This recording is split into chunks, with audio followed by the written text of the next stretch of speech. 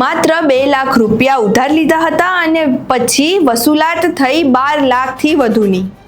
પૈસા ન આપો તો જાનથી મારી નાખવાની ધમકી, સતત માનસિક ત્રાસ અને આખરે એક યુવાને એવું પગલું ભર્યું કે સમગ્ર શહેરમાં ચકચાર મચી ગઈ। શું વ્યાજખોરોનો ત્રાસ એટલો વધી ગયો છે કે લોકો જીવ આપવા માટે મજબૂર બની રહ્યા છે? આખી ઘટના શું હતી તેના વિશે વિગતે ચર્ચા કરીશું। નમસ્કાર, આપ જોઈ રહ્યા છો ચક્રવાત ન્યૂઝ। હું આપની સાથે વંશિકા।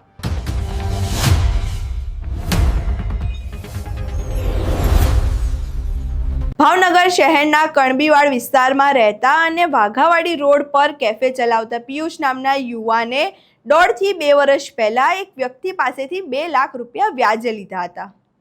યુવાનનો આક્ષેપ છે કે તેણે આ રકમમાંથી અંદાજે 1,75,000 રૂપિયા પરત પણ ચૂકવી દીધા હતા। તેમ છતાં વ્યાજખોરો વ્યાજ સહિત કુલ 12,15,000 રૂપિયાની માંગણી શરૂ કરી હતી। આક્ષેપ મુજબ છેલ્લા ઘણા સમયથી યુવાનને સતત માનસિક અને શારીરિક ત્રાસ આપવામાં આવતો હતો। ગઈકાલ રાત્રે પણ આરોપી તેના માણસો સાથે યુવાનના ઘરે પહોંચ્યા હતા અને પૈસા ન આપે તો જાનથી મારી નાખવાની ધમકી પણ આપી હતી। આ સતત ત્રાસથી કંટાળીને પિયુષે પોતાના ઘરે જ ન પરવાનું પગલું ભર્યું હતું। પરિવારજનોને જાણ થતાં જ તેને તાત્કાલિક સારવાર માટે સરટી હોસ્પિટલ ખસેડવામાં આવ્યો હતો। અત્યારે ત્યાં તેની સારવાર ચાલી રહી છે। તે પહેલા પિયુષે શું કીધું તે સાંભળીએ। મારું નામ પિયુષ, કણબીવાડમાં રહું છું। સમીરભાઈ આગળથી મેં પૈસા લીધેલા 1.5 વર્ષ પહેલાં, 2 લાખ સમથિંગ। તો અત્યારે મારી આગળ ઉઘરાણી કરે 12,15,000 રૂપિયાની। મને કે કાલમાં જોવે એમ। તો એ બધા માણસોને લઈને કાલ સાંજે લઈને આવ્યો, 5-7 જણાને। મને દુકાનની બહાર લઈ ગયો। બધાના મને ગાળું દેતા, ધમકી દીધી એ કાલે પૈસા જોવે એમ। કેટલા વર્ષ પહેલા? 1.5 વર્ષ પહેલા 2 લાખ સમથિંગ। કેટલા ટકા? 30% જેવા લીધા, આપ્યા હતા 30% જેવા। 30%. કેટલા સમય સુધી? એમાંથી 1,75,000 તો શેઠ આગળથી લોન કરીને આપી દીધેલા।